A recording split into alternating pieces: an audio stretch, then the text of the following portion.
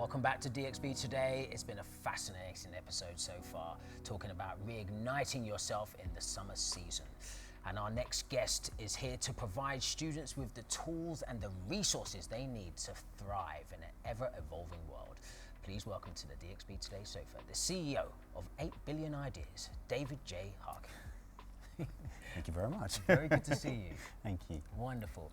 So first, I think we need to start with the name. Everyone starts with the name. Yeah. Why 8 Billion Ideas? I'm a walking a representing. billboard today. So 8 Billion Ideas, we're on a mission to give every single student out there on the planet the skills and beliefs to change the world. So 8 billion people on the planet, and Ideas is all about connecting them with their own imaginations.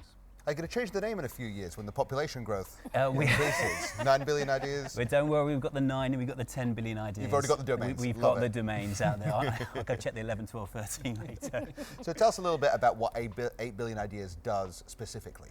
Yeah, so look, our mission is all about giving students the skills and beliefs to change the world. We've designed what we call the critical curriculum.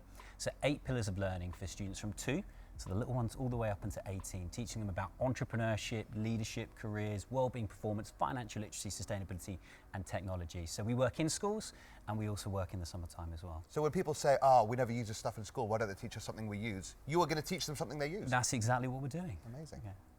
So I was reading up about 8 billion ideas and realized that entrepreneurship is one of the cornerstones of what your value systems are. How do you teach entrepreneurship to a 10-year-old in a fun and impactful way? Well, thank you for raising that. For me, we teach entrepreneurship, but it's about an entrepreneurship mindset. That's really fantastic. key. Yeah. Lots of people, we have to demystify that entrepreneurship isn't just about coming up with an idea and pitching it.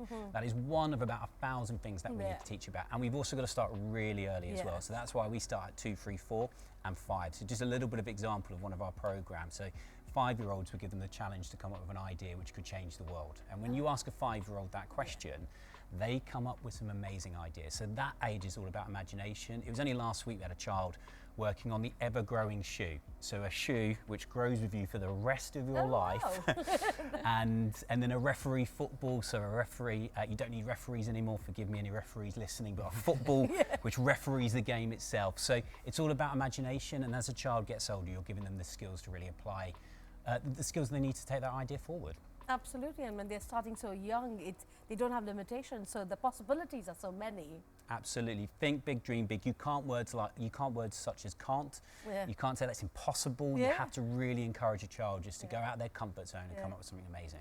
I just had an idea. Go for it. You just. I was just like, wow. Is it better than the 5-year-old? 8 billion ideas. 9 billion ideas. That sparked it. That evolved the idea. You should do something like Shark Tank. Do you know what, we hear thousands and thousands of ideas. We've worked with 1 million children over the last 4 academic years in 25 countries, and children out there, there's just such a thirst to learn about entrepreneurship. I don't think the word entrepreneurship was used when I was at school, but now we're seeing that 40% of year 1-year-olds going into school are going to be self-employed in the future. So it's critical that we get those skills done. And 20% of people, when they leave school today, will start a business in the next 10 years. So schools actually produce more entrepreneurs than any other profession. So yes, Shark Tank, we'd love to see those ideas and create that kind of global competition. That's in the piece there. But it's really key that after you get the excitement of that first idea and you've learned how to pitch it, that's the stage 1, you know, literally the stage of just being an entrepreneur and growing a business. I know there's about 1,000 things we need to make sure we're teaching children after that first piece of ideation. That kind of lead me on to what I wanted to ask. So obviously they do the summer program with you, they come up with an incredible idea, and then summer's over.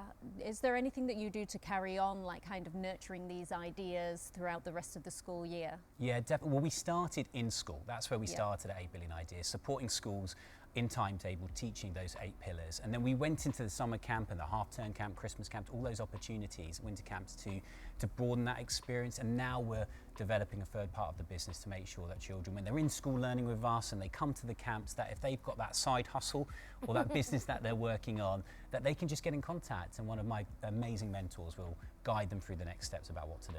Amazing. I do want to ask you, there might be some parents watching this saying, I hope my child doesn't see this. I want them to go to school, I want them to go to university, I want them to get a good job. I don't like the instability of entrepreneurship. It's not always up to you, and sometimes it's just going to happen, so best to give your kids the best equipment.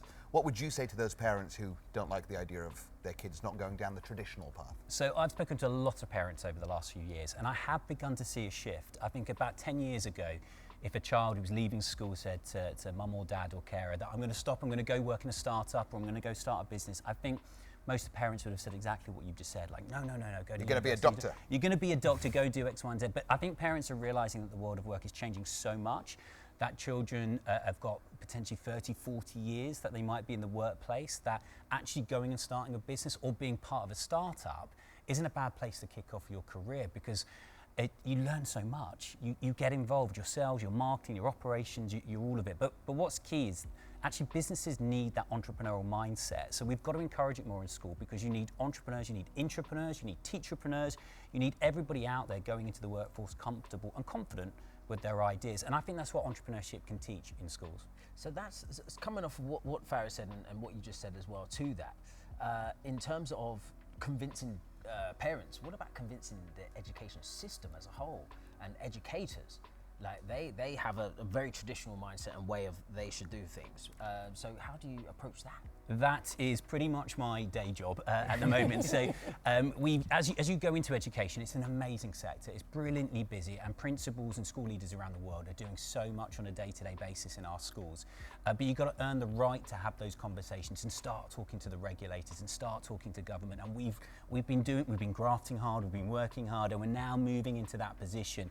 For me, that's one of our 8 pillars. But entrepreneurship is a great connector in education. So many students are fascinated by it.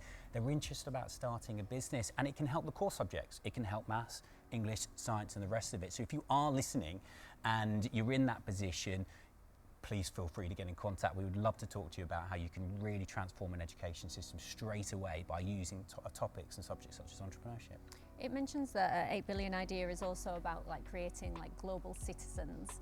And I was interested to know, like, what kind of global topics are you teaching, and how do you kind of set up that infrastructure to turn these young, students into global citizens? I think it's about, my experience over the years is that I've begun to realize children all over the world always have an amazing imagination. It doesn't matter where they are, here in Dubai, London, Asia, but it's about giving them the skills and belief to change the world. The world is global, but it's so much more connected. More than you can ever imagine. And it means that children starting businesses can start a business here in Dubai and service the rest of the world. So for me, it's about awareness. It's about, if you're going to create businesses which you're going to scale, think about how it's going to operate in different countries, and think about how you can solve problems around the world right now. Amazing. David, thank you so much for coming in. Which company are you with again? 8billionideas.com. Thank you so much for being here.